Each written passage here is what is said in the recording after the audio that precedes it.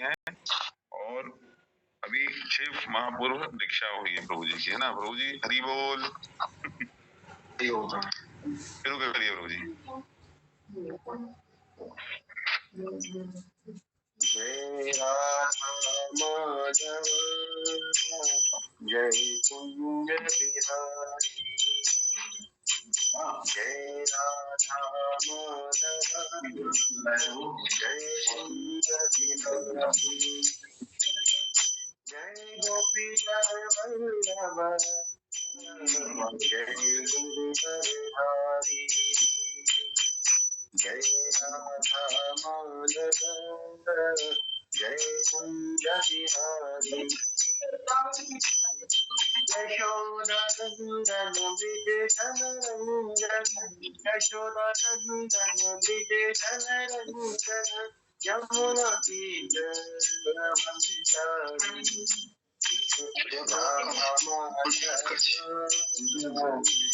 कुंज बिहारी, जय राधा माधव जय कुंज बिहारी, यशोदा नंदन विजय रंजन, यशोदा नंदन विजय रंजन, यमुना तीर। श्री कृष्ण अजय प्रभु, डिस्टर्बेंस हो रहा है, आपका माइक्रोफोन बंद कर दीजिए। राधा माधव जय कुंज बिहारी, हरे कृष्णा कृष्णा कृष्णा हरे हरे, हरे राम राम हरे हरे,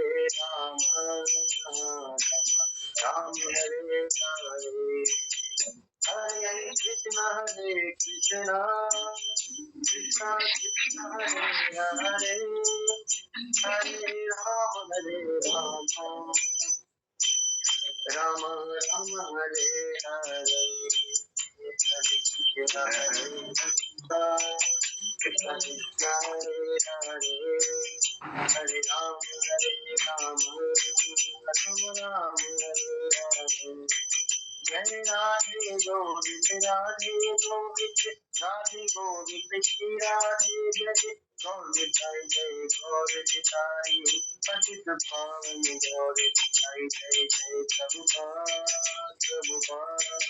प्रभुपाद जय श्री प्रभुपाद, जय जय गुरुदेव गुरुदेव जय जय गुरुदेव, हरि बोल हरि बोल, हरि बोल जय हरि बोल, हरि हरि बोल। नाम संकीर्तन की जय, जगत गुरु शील प्रभुपाद की जय, संवेद भक्त वृंद की जय। ओम नमो भगवते वासुदेवाय, ओम नमो भगवते वासुदेवाय, ओम नमो भगवते वासुदेवाय, नारायणं नमस्कृत्य नरं चैव नरोत्तमं देवीं सरस्वतीं व्यासं ततो जयमुदीरये, नष्टप्रायेषु अभद्रेषु नित्यं भागवत सेवया भगवती भक्ति। आज की भागवत क्लास में सभी का स्वागत है, और आज का जो स्कंद 1 अध्याय 8 श्लोक संख्या 25 के बारे में चर्चा करने की सेवा दी गई है। इसका शीर्षक है महारानी कुंती द्वारा प्रार्थना तथा महाराज परीक्षित की अच्छा। तो सभी वैष्णवजनों के चरणों में प्रणाम करता हूँ। इस योग तो नहीं हूँ, लेकिन कुछ कहने का प्रयास करूंगा और कोई गलती हो तो क्षमा कीजिएगा। तो श्लोक इस प्रकार से है, विपदः संतो ताः शाश्वत तत्र तत्र जगद्गुरु भवतो दर्शनं यत् स्याद् अपुनर्भव दर्शनं। विपदः संतो ताः शाश्वत तत्र तत्र जगद्गुरु भवतो दर्शनं यत् स्याद् अपुनर्भव दर्शनं। विपदः संतो ताः शाश्वत तत्र तत्र जगद्गुरु भवतो दर्शनं यत् स्याद् अपुनर्भव दर्शनं।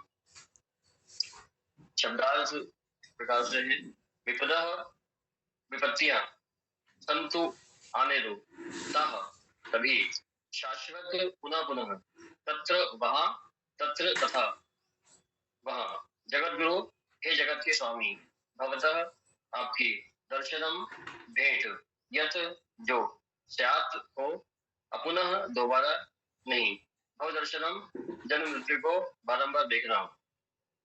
अनुवाद इस प्रकार से है, मैं चाहती हूँ कि ये सभी विपत्तियां बार बार आए जिससे हम आपका दर्शन पुनः पुनः कर सकें, क्योंकि आपके दर्शन का अर्थ यह है कि हमें बारंबार होने वाले जन्म मृत्यु को नहीं देखना पड़ेगा। तात्पर्य शील प्रभात के द्वारा, शील प्रभात की जय। तात्पर्य इस प्रकार से, सामान्यतः प्रभात बोलते हैं, सामान्यतः दुखी, जरूरतमंद, बुद्धिमान तथा जिज्ञासु मनुष्य जिन्होंने पुण्य कर्म किए हैं वे श्री भगवान की पूजा करते हैं या पूजा करना प्रारंभ करते हैं। अतः अन्य मनुष्य जो दुष्कर्म से ही फलते फूटते हैं, चाहे वे जिस स्तर के हों, माया द्वारा भ्रमित होने के कारण भगवान के पास नहीं पहुंच पाते। ऐसे पुण्यात्मा के लिए संकट आने पर श्री भगवान की शरण कमलों का आश्रय देने के अलावा अन्य कोई विकल्प नहीं होता। भगवान की शरण कमलों का निरंतर स्मरण करने का अर्थ है जन्म मृत्यु की से छूटने की तैयारी करना। अतः भले ही तथाकथित आपत्तियां आए, उनका स्वागत है, क्योंकि वे हमें भगवान के स्मरण का अवसर प्रदान करती हैं, जिसका अर्थ है मुक्ति। जिसने अविद्या के सागर को पार करने हेतु सर्वोत्तम नाव के समान श्री भगवान के चरण कमलों की शरण ली है, वह उतनी ही सरलता से मुक्ति प्राप्त कर सकता है जितनी सरलता से बछड़े के खुर के निशान को लगा जा सकता है। ऐसे मनुष्य भगवत धाम में रहने के अधिकारी हैं और उन्हें ऐसे स्थान से कोई उद्देश्य नहीं रह जाता जहाँ पग पग संकट हो। श्रीमद् भगवद गीता में श्री भगवान ने इस भौतिक जगत को आपत्तियों से भरा कष्टप्रद स्थान बताया है। अल्पज्ञानी व्यक्ति इन आपत्तियों के साथ समझौता करने की योजना बनाते हैं, लेकिन वे नहीं जानते कि इस स्थान की प्रकृति ही विपत्ति भरी है। उन्हें श्री भगवान के उस धाम का बिल्कुल भी ज्ञान नहीं होता जो आनंद से भरपूर है और जहाँ तनिक भी आपत्ति नहीं है। ऐसे समझदार मनुष्य का यह कर्तव्य है कि भौतिक आपत्तियों से अविचलित रहे, क्योंकि आपत्तियां सभी परिस्थितियों में आती हैं। इस प्रकार की अपरिहार्य विपत्तियों का सामना करते हुए मनुष्य को आत्म साक्षात्कार में प्रगति करते हुए करते रहना चाहिए, क्योंकि मानव जीवन का यही उद्देश्य है। क्योंकि आत्मा समस्त भौतिक आपत्तियों से परे है एवं तथाकथित आपत्तियां मिथ्या बतलाई गई हैं। सत्य में कोई मनुष्य अपने आप को बाघ द्वारा निकला हुआ देख सकता है और वह आपत्ति के कारण चिल्ला सकता है, किंतु वास्तव में ना तो बाघ रहता है ना आपत्ति। यह कोरा स्वप्न है। इसी प्रकार जीवन की सभी आपत्तियां समतुल्य कही जाती हैं। यदि कोई भाग्यवश भक्तिमय सेवा द्वारा श्री भगवान का सानिध्य प्राप्त कर सकता है तो लाभ ही लाभ है। तबला भक्ति में से किसी एक के द्वारा प्राप्त किया जाने वाला श्री भगवान का सानिध्य भगवत धाम जाने की दिशा में एक कदम आगे बढ़ाने के समान है। ओम अज्ञानतिमिरान्धस्य ज्ञानाञ्जनशलाकया चक्षुरुन्मिलितं येन तस्मै श्रीगुरवे नमः। श्रीचैतन्यमनोभीष्टं स्थापितं येन भूतले स्वयं रूपकदा मह्यं ददाति स्वपदान्तिकम्। वन्देऽहं श्रीगुरो श्रीयुतपतिकमलं श्रीगुरुं वैष्णवांश्च श्रीरूपं साग्रजातं सहगणवृन्दानान्वितं तं सजीवं साद्वैतं सावधूतं परिजन सहितं श्रीकृष्णचैतन्यदेवं श्रीराधाकृष्णपादान् सहगणललिता श्रीविशाखान्तां नमो विष्णुपादाय कृष्णप्रेष्ठाय भूतले श्रीमते भक्तिवेदान्त स्वामिन् इति नामिने। नमस्ते सारस्वती देवे गौरवाणी प्रचारिणे निर्विशेष्य शून्यवादी पाश्चात्य देशतारिणे। हे कृष्ण करुणा सिंधु दीनबंधु जगतपते गोपेश गोपिका कांत राधा कांत नमोस्तुते। तप्त कांचन गौरांगी राधे वृंदावनेश्वरी वृषभानुसुते देवी प्रणमामि हरिप्रिये। नमो ब्रह्मण्य देवाय गो ब्रह्मणहिताय च जगद्हिताय कृष्णाय गोविन्दाय नमो नमः। मूकं करोति वाचालं पङ्गुं लङ्घयते गिरिं यत्कृपातमहं वन्दे परमानन्दमाधवम्। जय जय श्रीराधारमण जय जय नवल किशोर जय गोपी चितचोर प्रभु जय जय माखन चोर। योगिश्च कृपा सिन्धुभ्यः च पतितानां पावनेभ्यो वैष्णवेभ्यो नमो नमः। प्रभु नित्यानंद श्री अद्वैत गदाधर श्रीवासादि गौर भक्तवृंद हरे कृष्ण कृष्ण कृष्ण हरे हरे हरे राम राम हरे हरे हरे कृष्ण कृष्ण कृष्ण हरे हरे हरे राम राम हरे हरे हरे कृष्ण कृष्ण कृष्ण हरे हरे हरे राम राम हरे हरे। परंपरा के अनुसार और श्री श्री गौरदाई श्रील प्रभुपाद एवं समस्त आचार्यों एवं आप सभी वैष्णव जनों की प्रसन्नता के लिए और स्वयं की आत्मशुद्धि के लिए कुछ कहने की कोशिश करूंगा। यदि कोई त्रुटि हो पुनः क्षमा चाहता हूँ। कृष्ण कृपा मूर्ति अभय चरणारविंद भक्ति वेदांत ऐसी प्रभुपाद श्री प्रभु जगत की जय।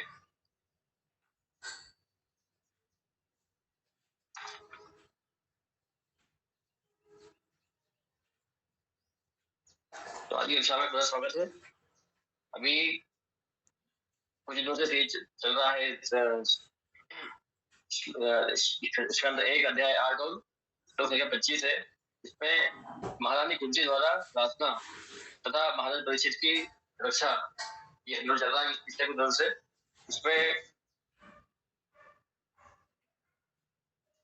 इसमें कुंती महारानी प्रार्थना कर रही है और थोड़ा सा अगर देख जाएंगे तो जो युद्ध है महाभारत का वो खत्म समाप्त हो चुका है और अंतिम जो प्रहार किया था अश्वत्थामा ने उत्तरा के जो घर में महाराज परीक्षित थे उनको मारने के लिए, तो उत्तरा ने भगवान से प्रार्थना की और भगवान ने पुष्प धारण करके और महाराज परीक्षित की रक्षा की और उस प्रकार से सब युद्ध खत्म हो गया है और अब भगवान वापस जाने के लिए तैयारी में है। तो उनको लौटने के लिए सभी पांडव प्रार्थना कर रहे हैं और महारानी कुंती से प्रार्थना कर रही है और प्रार्थना में ये बता रही है कि भगवान आपने हमारी हर समय रक्षा की है, परिस्थिति में रक्षा की है।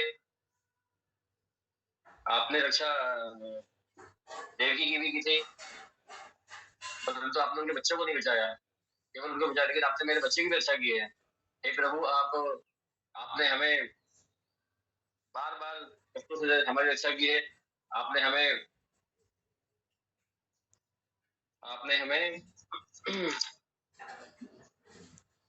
विषाक्त भोजन, भीषण अग्निकांड, मानव भक्षियों से, दुष्टों की सभा से, वनवास के कष्टों से, महारथी द्वारा लड़े गए युद्ध में और अश्वत्थामा से के ब्रह्मा से हमारी रक्षा की आपने। और हे प्रभु अब आप हमें जब सुख का समय आए तब हमें आप छोड़ के जा रहे हैं। प्रभु अब मैं आपसे प्रार्थना करती हूँ कि ये दुख, ये विपत्तियां बार बार आए तो इससे क्या होगा कि हम आपका ध्यान करेंगे, आपको याद करेंगे और हमें साथ रहेंगे, हमारी रक्षा करेंगे। तो ये विपत्तियां हमें मंजूर है, लेकिन आप हमें छोड़कर मत जाइए। और हम जब आपको बार बार देखेंगे तो क्या होगा कि हमें जो जन्म मृत्यु के चक्र है उसमें हमें नहीं पड़ना पड़ेगा। तो बड़ी विचित्र प्रार्थना ये है कि हम तो जो बुद्धजन है हम प्रार्थना करते हैं कि भगवान हमें सुख दो, शांति दो, समृद्धि दो और भक्ति दो। मतलब हम कभी कोई भी हमेशा हम मतलब ऐसी प्रार्थना नहीं कर सकते कि हमें बार बार विपत्तियां दो। और कौन सी विपत्तियां अगर देखिए एक बार विपत्तियां किसी है जैसे जिनको विषाक्त भोजन दिया, मतलब कोई कहेगा कि मेरे बच्चे को बार बार जहर का भोजन मिले, कोई नहीं कर सकता। या हमें घर में आग लग जाए, भीषण आग नहीं लगे, हम किसी प्रार्थना कर नहीं सकते कि हमारे घर में बार बार आग लगी प्रभु, या हम बार बार वनवास से भटके वनवास के कष्टों को सहें, या बार बार हमें भीषण युद्ध का सामना करना पड़े, या बार बार हमें मतलब नाती पोते उनके छह पोते भी युद्ध में मारे गए और जो परीक्षित राजा परीक्षित को भी मारने का प्रयास हुआ। तो महारानी कुंती ऐसी प्रार्थना करती कि ऐसी कष्ट ऐसी परेशानी भली बार बार आए प्रभु, तो उससे क्या होगा कि हम आपको ध्यान करेंगे और आप साथ रहेंगे हमारी परिस्थितियों में। और आप साथ रहेंगे तो हमारी जो ये जो झंझट है इस भौतिक जगत का, इससे हमें मुक्ति मिलेगी।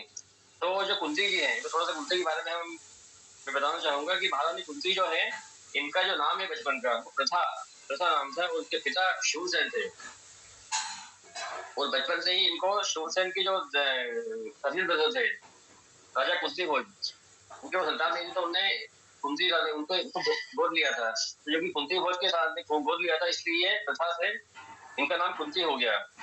और तो बचपन से इनकी जो बता रहे हैं कहानी की, जो कितने कष्ट रहे हैं महारानी कुंती ने। बचपन से इनके माता पिता छूटे, कुंती भोज के बाद में, फिर बाद में इन्हें दुर्वासा मुनि से की तपस्या की, तो उनको एक दिव्य मंत्र प्राप्त हुआ। उसमें यह है कि अब जिस भगवान का जिसका भी आह्वान करोगे उससे आपको एक संतान बच्चा मिलेगा। तो इनने एक वैसे शादी के पहले एक ट्रायल के साथ में देखने के लिए जिज्ञासु बस भगवान इनका सूर्यदेव का ध्यान किया। तो सूर्यदेव आए, अब जो शादी तो हुई थी तो उनको, लेकिन जो वरदान उसका तो शब्द मिलता है मंत्र के बारे में, तो जो कर्ण इनके पुत्र प्राप्त हुए। अब चूंकि व्यवहार नहीं होता तो अपमान के डर से इन्हें कर्ण का त्याग कर दिया, उन्हें नदी में बहा दिया। तो फिर पहले माता पिता छूटे, फिर बाद में इनको पुत्र, जो पहले पुत्र थे उनको छोड़ना पड़ा। फिर बाद में इनका विवाह हुआ पांडु से। फिर पांडु को भी श्राप मिला था, उनकी दूसरी पत्नी मातरी आ गई, उनको श्राप मिला था। इस कारण से वो भी एक बार संभोग के समय उनके प्राण चले गए, तो उनके पति भी चले गए, ऐसे पति भी छूट गए। फिर बाद में इन्हें पांचों पुत्रों के साथ में लगे वनवास होगा। वनवास में परेशानी उठाई, और मतलब पूरे जीवन में इनको परेशानी होती रही। उसके बाद भी ये अभी भी भगवान से परेशानी ही मांग रही है, भगवान मुझे परेशानी दो। तो इनको ऐसा नहीं परेशानी का कोई बड़ा शौक है, परेशानी चाहिए इनको, परेशानी के आड़ में भगवान का सानिध्य चाहिए। ये इनको पता है, इतनी महान भक्त है कि ये जानती है कि विपत्तियां रहेगी तो भगवान का स्मरण सदैव रहेगा, क्योंकि सुख में भगवान को याद नहीं करता। बोलते हैं कि दुख में सुमिरन सब करे, सुख में करे न कोई, जो सुख में सुमिरन करे तो दुख पाएगा होए। तो इसी पर हमें बद्धजनों की ज्ञान देने के लिए, उनको तो पता था, लेकिन हमें सिखाने के लिए कि हम अगर भगवान का सानिध्य पाना है तो हमें कष्ट से का सामना करना पड़ेगा। कष्ट रहेंगे तो भगवान हमें याद रहेंगे, और जब भगवान याद रहेंगे तो हमें इस भव सागर में बार बार नहीं आना पड़ेगा। इसी के संदर्भ में आगे प्रभुपाद तात्पर्य बताते हैं हमें कि सामान्यतः दुखी, जरूरतमंद, बुद्धिमान तथा जिज्ञासु मनुष्य जिन्होंने पुण्य कर्म किए हैं वे भगवान की पूजा करते हैं। तो मैं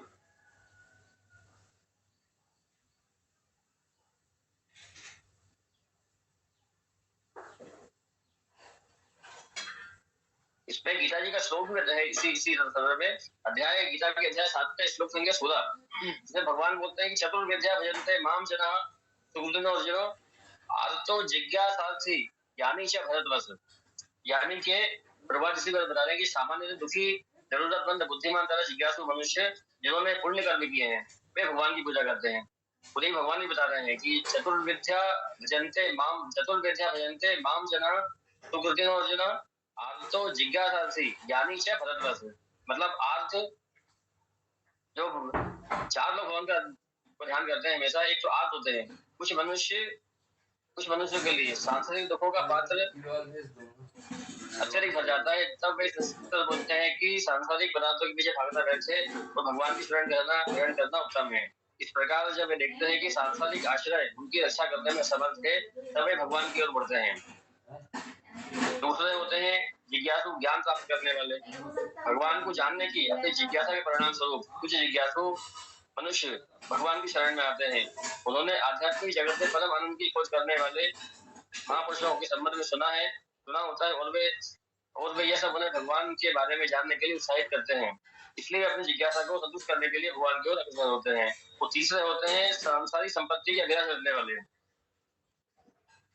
अन्य प्रकार के मनुष्य इन्हें स्पष्ट है कि उन्हें क्या चाहिए, और वे समझते हैं कि केवल भगवान ही उन्हें मनोवांछित पदार्थ प्रदान कर सकते हैं, और इसी प्रकार वे कामनाओं की पूर्ति हेतु भगवान की शरण में आते हैं। दिन ही उन्होंने अपने पिता राजा उत्तानपाद से अधिक शक्तिशाली होने की कामना के साथ भगवान की भक्ति आरंभ की थी, किंतु जब उनकी भक्ति परिपक्व हो गई और भगवान ने उन्हें दर्शन दिए, तब उन्होंने अनुभव किया कि उन्हें जो कामना की थी वो भगवान को परमात्मा के दिव्य प्रेम से जड़ित अमूल्य रत्न पाने की अभिलाषा करने की तुलना में कांच के टुकड़े के समान थी। तब फिर उसने भगवान से निष्काम निस्वार्थ भक्ति प्रदान करने की प्रार्थना की। और चौथे होते हैं ज्ञान में स्थित मनुष्य, ज्ञानी मनुष्य। अंततः जिन जीवात्माओं को यह बोध हो जाता है कि भगवान का अणु अंश है और उनका परम धर्म, भगवान से प्रेम और उनकी सेवा करना है। श्री कृष्ण कहते हैं कि चौथी श्रेणी वाले मनुष्य हैं जो भगवान की भक्ति में तल्लीन रहते हैं। तो प्रभुपाद ये बता रहे हैं इसी बारे में कि जो सामान्य दुखी, जरूरतमंद, बुद्धिमान और जिज्ञासु, ये चार लोग जो जिनने पुण्य कर्म किए हैं वही भगवान का स्मरण कर पाते हैं। इसके अलावा अन्य मनुष्य जो दुष्कर्म से फलते भूलते हैं, दुष्कर्म से यानी जिनको धर्म से कोई लेना नहीं है, कैसे भी करके धन आए, सुख आए, संपत्ति आए और ये के कारण से पैसा मिले, तो ऐसे लोग जो होते हैं वो माया द्वारा भ्रमित होने के कारण भगवान के पास नहीं पहुंच पाते। कभी श्लोक नंबर इसका श्लोक नंबर 16 नंबर है इसका, श्लोक संख्या 15, अध्याय 7 श्लोक संख्या 15। यहाँ भगवान बोलते हैं कि न माम दुष्कृतिनो मूढ़ः प्रपद्यन्ते नराधमः माया प्रजाना आसुराम भवमाश्रितः। यानी अज्ञानी मनुष्य, जो लोग आध्यात्मिक ज्ञान से वंचित होते हैं, वे शाश्वत आत्मा के रूप में अपनी पहचान करने और जीवन के लक्ष्य के संबंध में अनभिज्ञ रहते हैं, जो कि प्रेममय भक्ति के साथ भगवान को समर्पण करने की प्रक्रिया है। ज्ञान की कमी उन्हें भगवान की शरणागत नहीं होने से नहीं हो देती। अज्ञानी होते हैं वे जो आलस्य के कारण निकृष्ट प्रवृत्ति का अनुसरण करते हैं। वे मनुष्य जिनके पास मौलिक आध्यात्मिक ज्ञान होता है और उन्हें यह बोध भी होता है कि उन्हें क्या करना है, किंतु फिर भी ऐसे मनुष्य अपनी निकृष्ट प्रवृत्ति की जड़ता के दबाव के कारण भगवान की शरण ग्रहण करने का प्रयास करते हैं। धार्मिक सिद्धांत के अनुसार किसी मनुष्य द्वारा अपने दायित्वों का पालन करने के प्रयासों के माध्यम से आध्यात्म मार्ग पर अग्रसर न होने के कारण के लिए आलस्य को सबसे बड़ा दोषी माना गया है। इस श्रेणी में हम भी आते हैं, स्पेशली मैं तो आता हूँ। मतलब इतना आलस्य है कि सुबह सुबह कभी आती है, इच्छा होती है, लेकिन ठंडी कारण से हिम्मत नहीं होती है। तो ये तो एक चीज है। तो वे जो, और तीसरा है कि वे जो भ्रमित बुद्धि वाले होते हैं। संसार में ऐसे कई मनुष्य हैं जिन्हें अपनी बुद्धि पर घमंड होता है। यद्यपि वे संतों और धार्मिक ग्रंथों के उपदेशों को सुनते हैं, किंतु श्रद्धा के साथ उन्हें स्वीकार करने की इच्छा नहीं रखते। यद्यपि सभी आध्यात्मिक सत्य तुरंत स्पष्ट होते ही होते, सर्वप्रथम हमें इस प्रक्रिया में विश्वास होना होगा और फिर इनके लिए अभ्यास आरंभ करना चाहिए। तब फिर अनुभव के द्वारा हम उनके उपदेशों को समझ सकते हैं।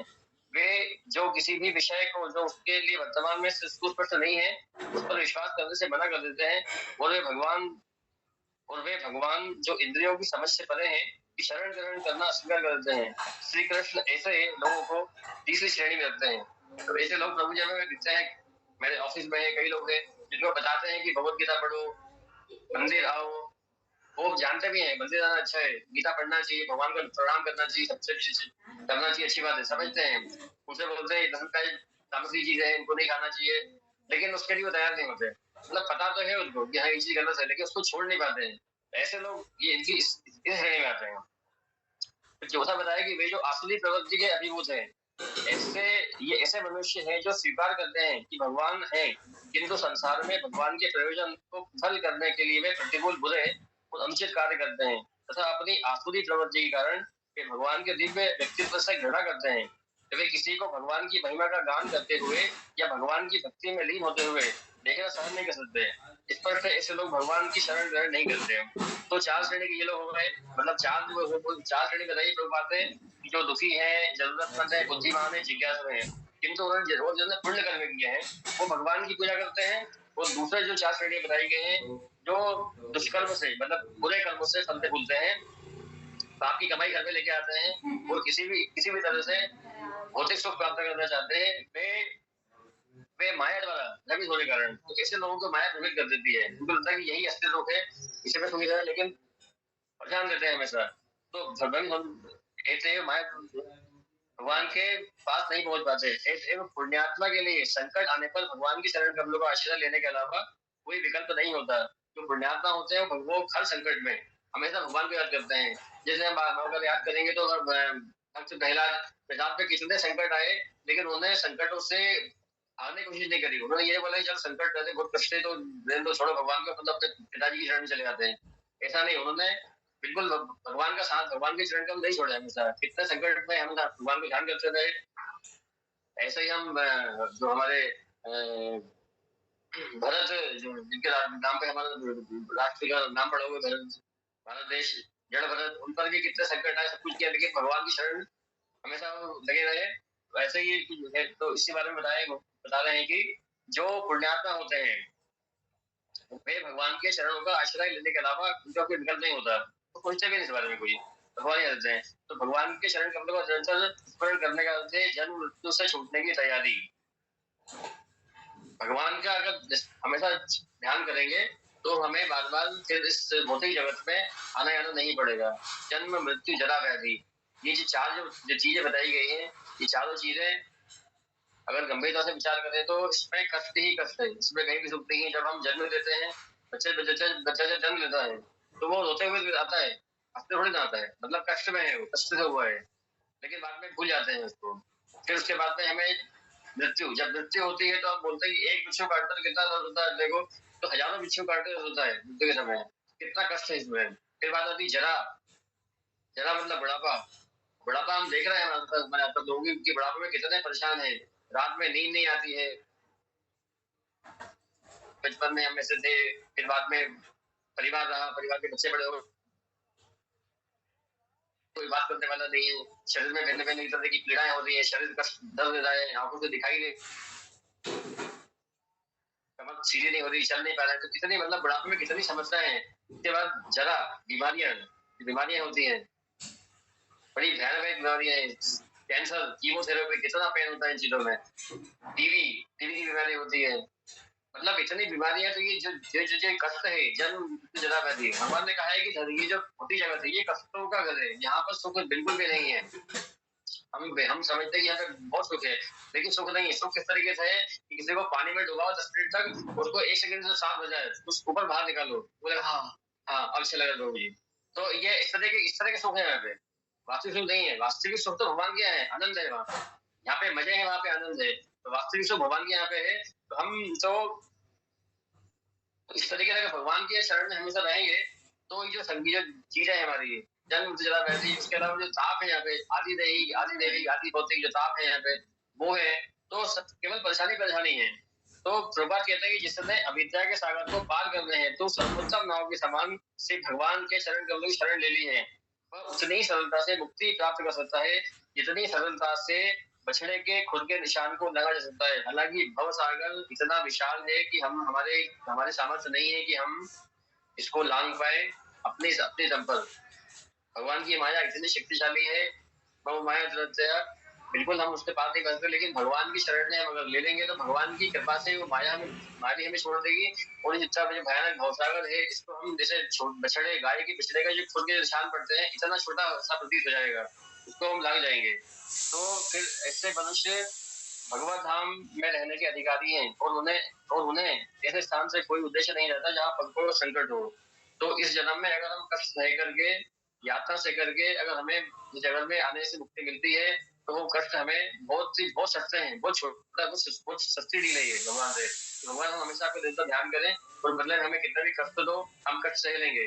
कष्ट सहेंगे तो आप हमारे ध्यान में रहोगे, तो हम फिर दोबारा इस जन्म में नहीं आएंगे, और हम आपके पास आने के अधिकारी हो जाएंगे। तो इस तरीके से भगवद गीता में इस भौतिक जगत को आपत्ति से भरा कष्टप्रद स्थान बताया गया है। अल्पज्ञानी व्यक्ति इन आपत्तियों के साथ समझौता करने की योजना बनाते हैं, लेकिन वे नहीं जानते कि इस स्थान की प्रकृति ही आपत्ति भरी है। तूफान आते हैं, बाढ़ आती है, तो हम सोचते हैं कि आज कोई नाविक तूफान में नहीं जाएगा, कोई बता देगा, लेकिन तूफान इतना भयानक आता है कि वो 5 मिनट तक पानी नहा ले जाता है। तो फिर हम तैयारी करते हैं, हम मूर्ख अज्ञानी हैं, भगवान की प्रकोप से नहीं बच सकते हैं। तो इस तरीके से हमें समझना चाहिए कि भगवान की भक्ति करनी है, भगवान का सतत निरंतर ध्यान करते रहे, जो भी कष्ट आए उसको इग्नोर कर रहे हैं, ठीक है आया है चले जाएगा।